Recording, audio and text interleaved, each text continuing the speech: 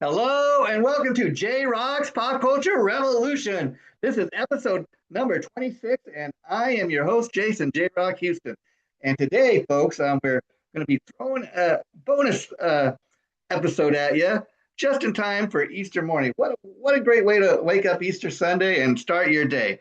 And being that it's Easter Sunday, when you'll be watching this, we're doing something very much right in line and themed with the Easter holiday season.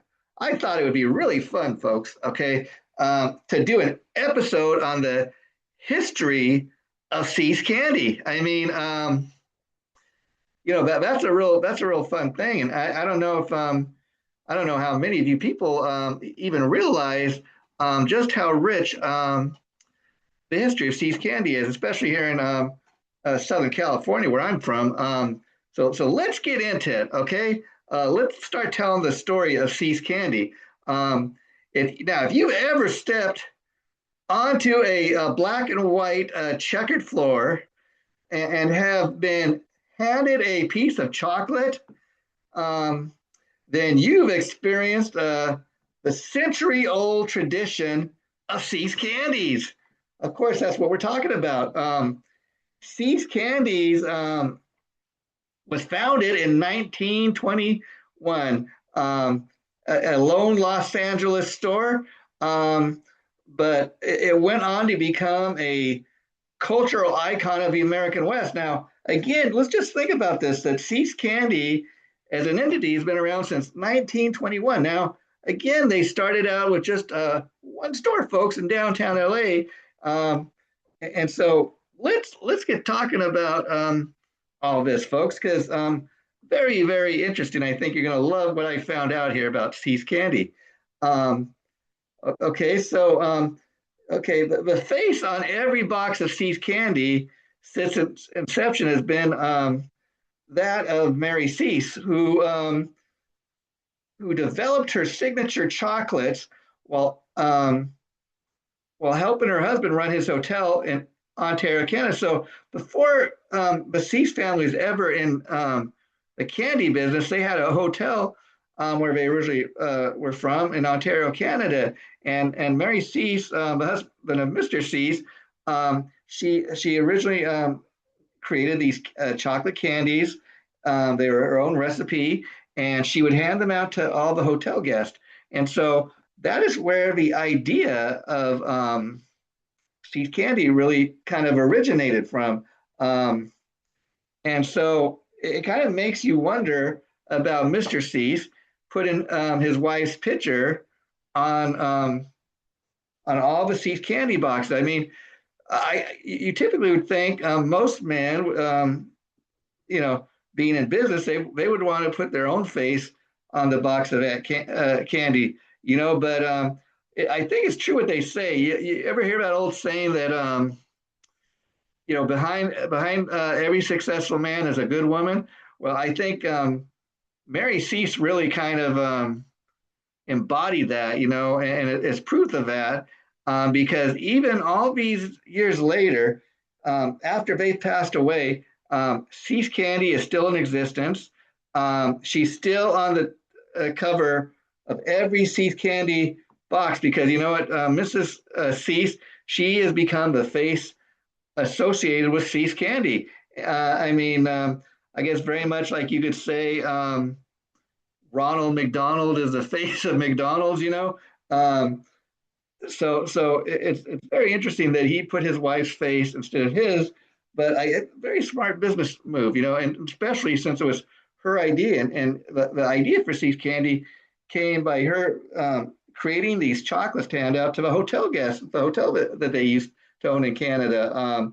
Now, the big move from Ontario, Canada to the United States happened in 1921 when son Charles Cease moved the family to Pasadena, California, where he opened the very first Cease candy store located at 135 Western Avenue North in what is now considered Koreatown, downtown Los Angeles, folks. And that's just the way they did it, you know. And so, you know, I mean, let's think about that, folks, too, because let's think about the fact that the Cease family, they got their start in Pasadena, California. And, Pasadena is a place that is very rich, as far as, you know, other things about California. I mean, when I think of Pasadena, I did not know that Cease Candy originated in Pasadena, um, but what's interesting is Pasadena is also home to Eddie and Alex Van Halen, the mighty Van Halen brothers. And I want people, when they think of Pasadena now, let's think of the mighty Van Halen, the Van Halen brothers, Eddie and Alex. Let's think about the Cease family because they gave us all this great Cease candy that we're still talking about all these years later. Um, and so, again, to think that Cease candy just started with one little store, folks, I tell you, and it's grown into what it is today. I mean, probably in every single American city, town, there's a Cease Candy. I know still at least once or twice a week, I go to my local mall, visit the local Cease Candy because it's just such a big part of my life.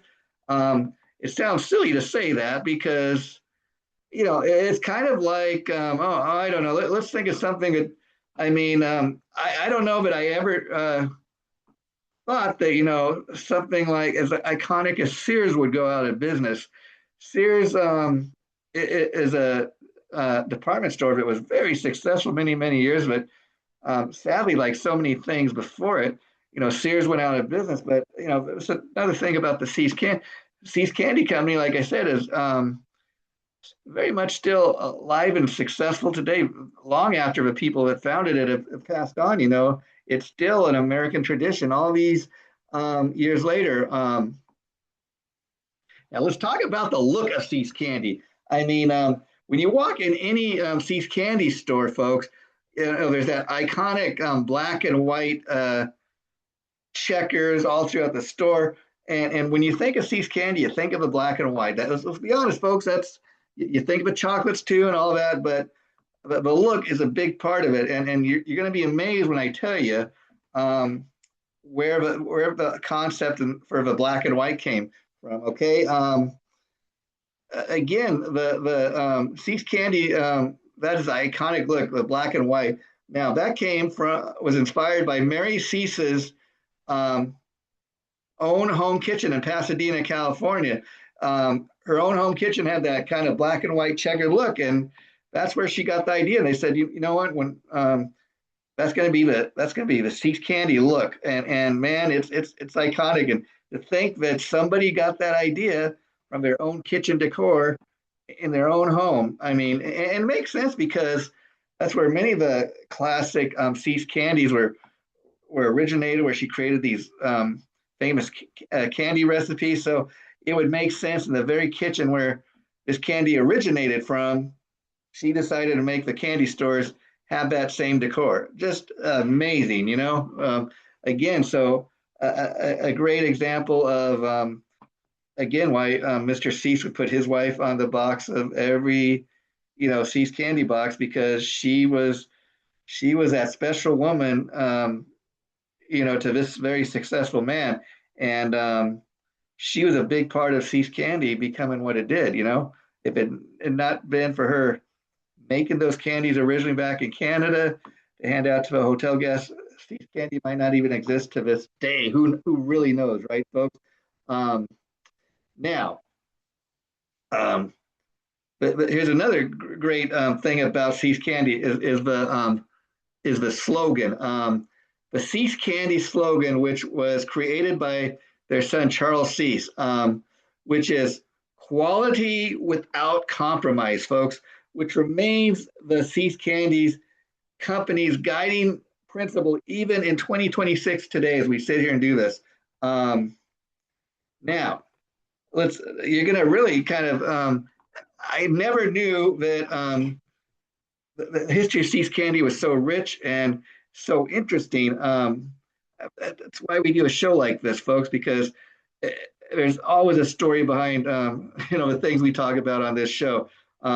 Typically, we talk about tune into the show. Typically, talk about music, classic TV shows, classic movies, all kinds of things that are typically related to pop culture. But and you might ask, okay, why is a pop culture show doing doing an episode on the history of See's Candy? Well, because it finally dawned on me that just how big of a thing See's Candy really is. Like I said, it's still around years after the people that founded it have passed on, and I dare you to find anybody who hasn't heard of what See's Candy is. You go up to anybody, and I guarantee they're gonna know what you're talking about if you say See's Candy. Um, it's just one of those things. It's kind of like a lot of us maybe on the weekend you enjoy going to spend time with your family or your friends, like maybe at the local In and Out or something like that.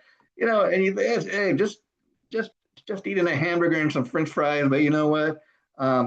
You're it becomes a fabric of your life. Like In and Out. That's the place to go get a fresh made hamburger, man. I can't tell you. I mean, I have a friend, call him Teddy Borges, and he, In and Out was his favorite place. It still is to this day. And him and I would often go and we make these goofy videos that we post on YouTube. And just him eating his hamburger and stuff. But man, I could not believe all the views these videos would get of my friend eating his In and Out hamburger, just talking about how great In and Out was. But again, it's something funny. But and we sit here and laugh about it. But that's just further proof to me that more, pop culture is more than just talking about movies and music and classic TV shows. It's talking about a little bit about everything because this stuff becomes, even down to something like, the In and Out theme song, In and Out. That's what a hamburger is all. I mean, pop culture stuff we see on TV originally, folks. It gets in your head. That's why they do it. And again, getting back to See's Candy, that's why we're doing tonight's episode. We're throwing this at you Easter morning, a nice little Easter kind of egg surprise from us. But I thought it'd be a real fun episode to do. And man, you're gonna just be amazed at all the stuff I learned about See's Candy. So let's really get into this. A little bit of historical trivia for you now, folks. During the Great Depression, Charles Cease lowered prices of the candy to 42 cents per pound for bulk orders. This innovation was a precursor for the modern day volume discount program. This allowed Cease Candy to remain in business while many of their competitors were forced out of business during the Great Depression. And so let's get into, exactly why this had to be done, and how Cease Candy was able to stay in business while many of their competitors were indeed forced out of business. During the Great Depression, folks, which in case you didn't know it, that point in our history was, of course, 1929 to 1939. Now, Cease Candies was forced to cut prices to help sell candies because during the Great Depression, people just didn't have money to buy luxury items like candy. I mean, there were many people who were out of work during the Great Depression, and so you might have to make a decision such as now, do I go spend a little bit of money I have on a box of Cease Candy, or do I save it so I can put gas in the car to get to work, or maybe much as I'd love to buy a box of Cease Candy, I can't afford to do it right now because maybe I need to go get some groceries to feed the family. So those were the type of times that the people were living at during the Great Depression. And so again, it just amazes me that Cease Candy, unlike a lot of their competitors, were able to remain in business because they lowered the price of their candies to match, what was going on when people were suffering during this difficult financial time, during our U.S. history. So again, during the Great Depression, I don't know how many people were thinking about having a box of Cease Candy. That's something that, like I said, became a luxury item during those hard times. Now, here's some more interesting stuff that I found out. Again, I never when I had the idea to do a show on the history of See's candy. I found out a lot of interesting stuff, and I thought, man, this would make for a great kind of episode, and that's why we're doing this. And so the point of cutting prices during the Great Depression, it allows See's Candy to make money, stay in business, while many of their competitors were forced out of business. Like I said, Charles Sees also invented the bulk profit plan by selling candy for just 42 cents a pound, like I said. Um, but he'd sell the candy to groups such as churches and clubs who could then resell the candy to raise money for things they needed money for. Um, this allowed the company to keep factories running when individual luxury sales were down. So again, See's Candy lowers their prices to help, their customers. They still are not making as much money as they used to, but they're able to make enough money to stay in business. Where See's Candy was never at risk really of going out of business because they they did what they felt they had to. They lowered the prices to kind of which allowed them to continue to sell their items, and people would buy what they could. And so they were able to kind of stay afloat that way and remain in business. Now, another thing that happened, okay, talked a little bit about the Great Depression. Now, can you believe that See's Candy was around during World War II? Now, World War II era, of course, was 1941 to 1945, folks. And so let's get into that. It said many candy makers during the 1940s were forced to use substitute ingredients due to wartime shortages of ingredients such as sugar, butter, and cream. And okay, it said because of See's Candy's motto, which of course, once again, was quality without compromise, See's Candy, unlike the other candy makers, refuse to use any substitutes ingredients in their candies. Again, because of the motto, the Cease family, they believe that they didn't want to have an imitation product. They didn't want to change their recipe to their candy, so they wanted to keep it what it originally was. And again, I think another smart move if they were able to do it because let's look at what happened to the competitors. The competitors that because of the wartime shortages of all those products that we talked about, many of them, they didn't lower their prices, and so they were forced out of business. See's Candy, though, I think did it the right way for the fact that they're still around. So there's something to be said of that. Now, because See's Candies couldn't get enough real butter and sugar to meet their demand, they simply made less candy. Okay, so they kind of a supply and demand thing. Okay, well, people can't afford to buy candy like they used to, but we're gonna sell every day candy until we run out of it, and then because they were kind of forced to close down early every day, and we're going to get into that. That's another fun aspect of the story. Which I'm getting to now. The sold out sign. Okay, what is that?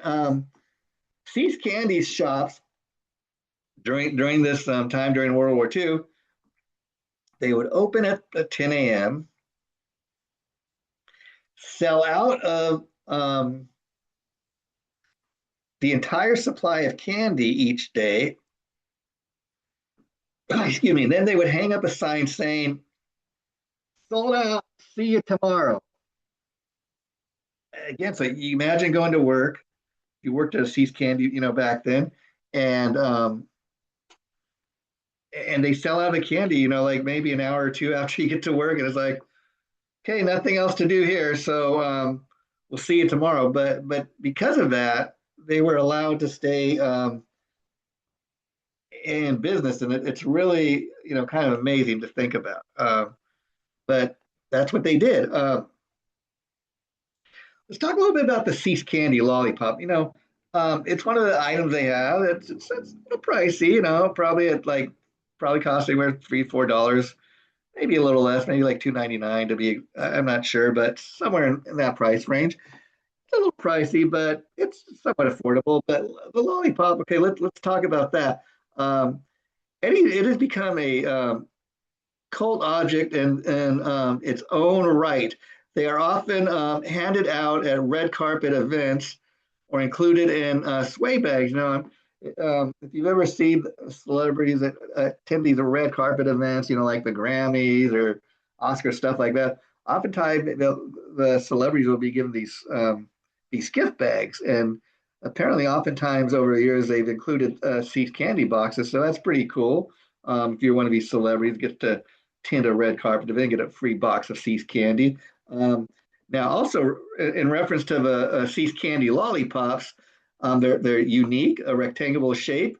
Um, Heavy weight makes them recognizable status symbol for inside California culture, like I'm talking about at these red carpet events, folks. Um, See's candies was a favorite of President Ronald Reagan when he was in the White House. And during his presidency, oftentimes President Reagan would hand out boxes of See's candy to many of his guests that attended these White House events, when he was a president. So it's another fun thing to kind of learn about that you know, President President Reagan thought so much of See's candy that he handed this stuff out at his events. Um, man, how lucky to meet the president, and then he hands you a box of See's candy. That would have been just the coolest thing to me.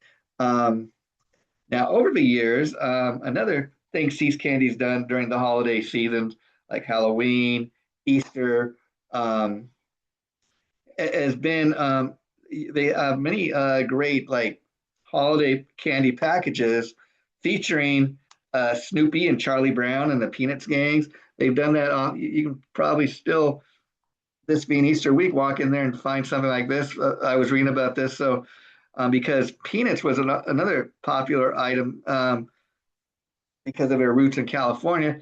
That's another reason that See's Candy um, did all these collaborations with Charles Schultz and Peanuts, and they allowed See's Candy to use many of the Peanuts characters on their holiday packaging over the years. So that's a cool thing to kind of learn about. Okay, let's see. So again, I just had a blast learning about all this stuff having to do with See's Candy, and as we close tonight's episode, another thing, folks, that like I said, Easter week, as you're going to be watching this Easter morning, one of my all-time favorite things every Easter to do.